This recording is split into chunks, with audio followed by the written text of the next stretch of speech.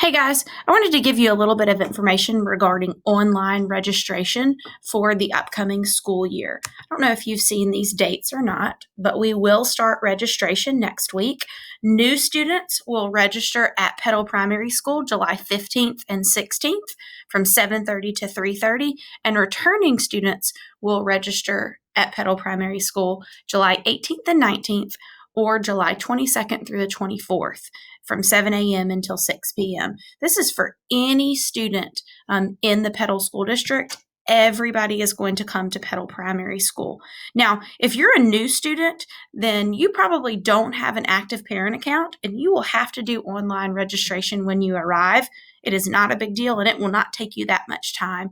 But my returning students, as well as any incoming kindergartner that completed pre-registration, you can go ahead and go online and finish the online registration right now, and you'll just be one step ahead when you get here next week or the following week to register. I'm going to go back to the Petal Primary School website. So if you're on the Petal School District site, if you look in the bottom right-hand corner, you'll see a tab that says Student Registration. You're going to click on that, and then it's going to say, if you have an active parent account, click here. If you completed pre-registration for an incoming kindergartner, or if you have a current student in the Petal School District, then you should have an active parent account. Again, if you don't, it is not a big deal. We can get you one set up when you come for registration. But if you've got one, you're going to go ahead and log in with your username and password. And then it's going to pop up to what looks like a white screen. You are going to go to the top right-hand corner where you see what looks like a pencil and paper. And if you hover over it, it says Online Student Registration. You're going to click on that, and it's going to say, please choose a student to begin registration.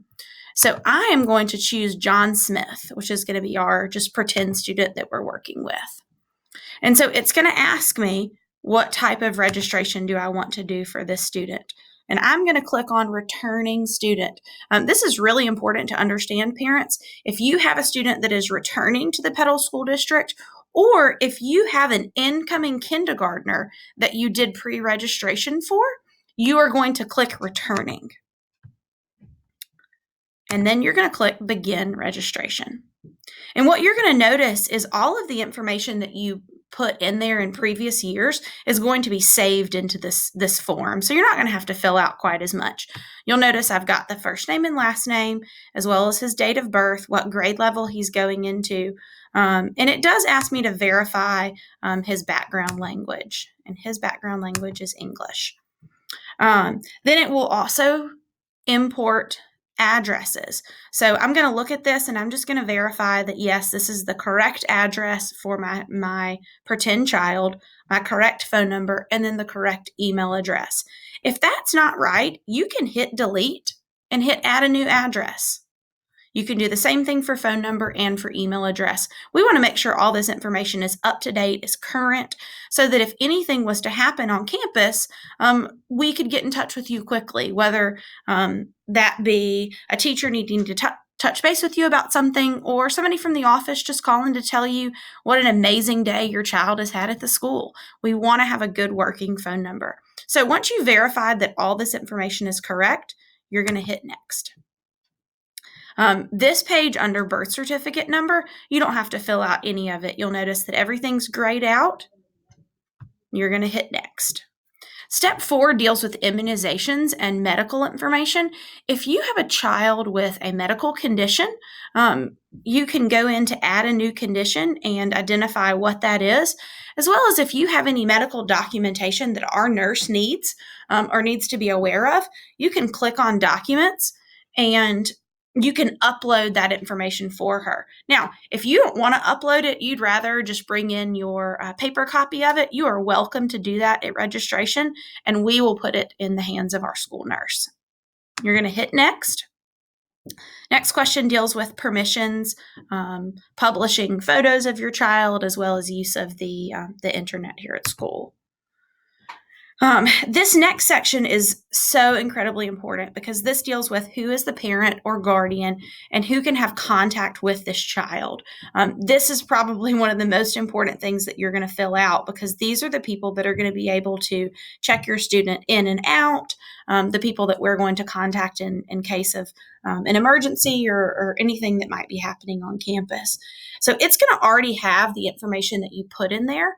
But if something's changed and you need to remove a contact, if you need to add a contact, you can do that on this page.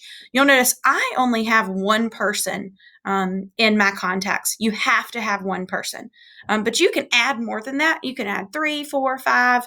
I think it's probably unlimited. And all you do to add that is you're going to click Add New Parent, Guardian, or Contact. I do want to point out one thing because this trips people up a lot. There's this little section that says AIM sequence, and you have to identify a rank, like 1, 2, 3. And if you hover over it, it gives you a great description of what it is. But basically, you have to pick who you want to be that primary contact for school-related announcements, for emergencies, for messages. This is considered to be our AIM contact. And what that does is it helps us to know who's the first person that we need to contact. So the lower down in the sequence, the earlier the contact is going to be notified. So make sure that at least one of your contacts has that AIM sequence. Then you're going to verify that all this information is correct, and then you can hit next. Step 7 is just some miscellaneous information. Most of it deals with medical documentation. If you have a student that takes medication on campus that our nurse administers, then there's a medication administration form that has to be filled out by your doctor. There's also some other forms that are attached. So we were just trying to make it a little bit easier for you, and you can click on the form. It will automatically download. You can pull it up, print it out, and get your physician to go ahead and fill it out. And what that will do is it'll just get us ahead of the game when school starts. And that's something that you can bring to registration, and we will pass on to our appropriate school personnel. And you're going to hit next.